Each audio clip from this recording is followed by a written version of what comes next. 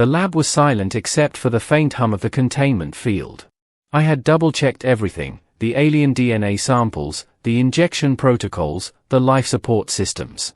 In theory, today should have been routine. In practice, nothing about today turned out to be ordinary.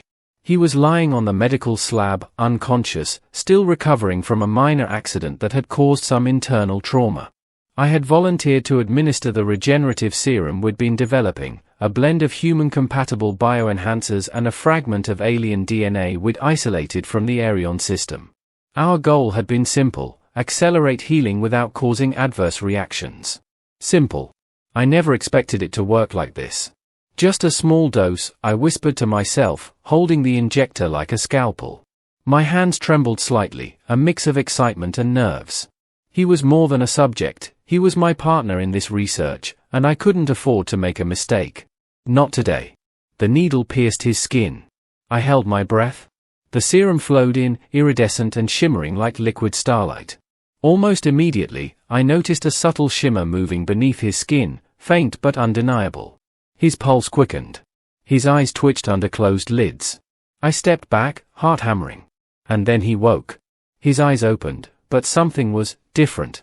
The familiar brown of his irises had shifted to a golden hue, flecked with streaks of violet.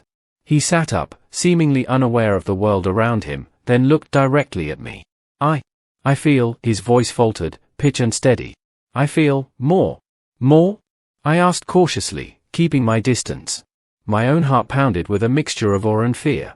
Yes, he said, flexing his hands. Sparks of energy danced along his skin, tiny threads of glowing light that moved almost like living circuits. Everything, faster, clearer. I can sense it all. I stared at him, utterly frozen. This was not in the protocol. Nothing in our simulations predicted this. You're stable. He looked at me, expression awed. Stable? I'm evolving. Over the next hour, the changes accelerated. His skin now shimmered faintly under the lab lights, pulsing rhythmically with a subtle energy field. He could lift objects effortlessly, manipulate the gray field controls with just a thought, and even stabilize the small containment units I had prepared for testing. What did I do? I whispered, panic creeping in. This wasn't supposed to happen. The dosage, maybe it was too strong. He shook his head, golden eyes focused. No, you didn't overdose me. Something in the DNA, it's activating latent abilities. I can feel them. My stomach twisted. This was beyond anything we had tested in simulations. The DNA we had extracted was ancient, predating most known civilizations in the sector. We had assumed it would be compatible in small doses, maybe slightly regenerative. Instead, it had triggered something far more profound, something evolutionary. By the next morning, the changes were undeniable. He could interface with technology instinctively, manipulate energy fields, and his cognitive functions had increased exponentially. He completed calculations in seconds that had previously taken us hours. And he could sense other life forms, both human and alien, across the station, like a sixth sense that radiated from his body. I think you've awakened something ancient, I said quietly. He nodded, calm despite the chaos. I can feel it. A power, not just within me, but connected to the DNA itself. It's like a signal calling me to do more, to become more. I felt a chill. You're talking about evolutionary activation. That's dangerous. If the DNA continues to spread, you could change, fundamentally, irreversibly. He smiled faintly. Maybe that's the point. Maybe we're meant to change. And then came the unexpected. A week after the injection, I noticed something startling. Subtle changes in my own body, light shifts in energy, unusual cravings, faint tingling sensations I couldn't explain. I confronted him. Something's happening to me, I admitted, voice shaky. I think I've been affected. He studied me closely. It's possible. The DNA is interacting with your biology. You're compatible. My powers seem to resonate with yours. And then the truth hit me. It wasn't just a resonance, it was a reaction. A combination that no one could have predicted. He had changed first, but now the changes were rippling through me. And in a week, I confirmed it, I was pregnant. Not in the traditional sense, but with something entirely new, something that was the fusion of human, alien, and evolutionary DNA. The next few days were surreal.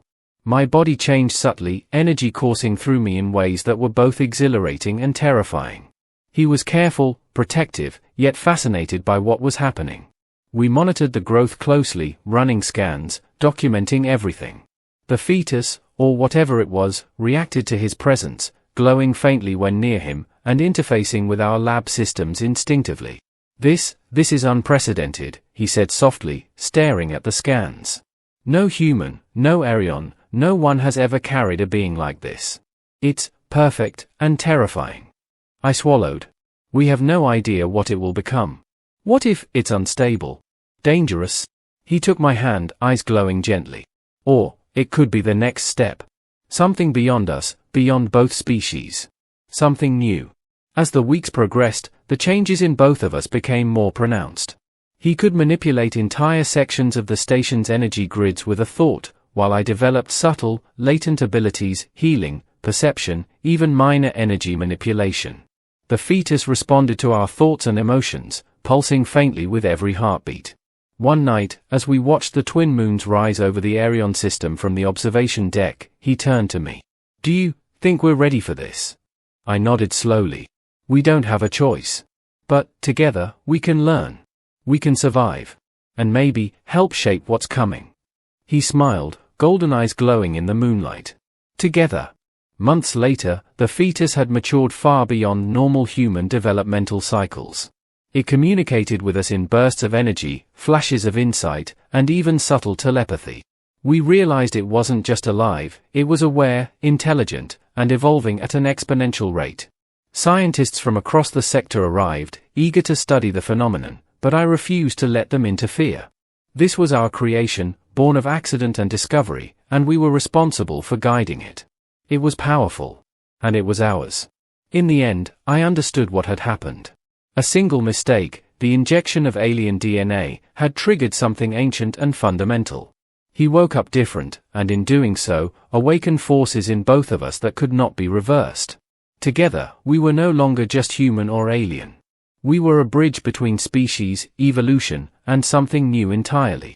And as I felt the first conscious pulse of our child, its intelligence already perceiving the universe beyond the lab, I realized one thing: life would never be the same.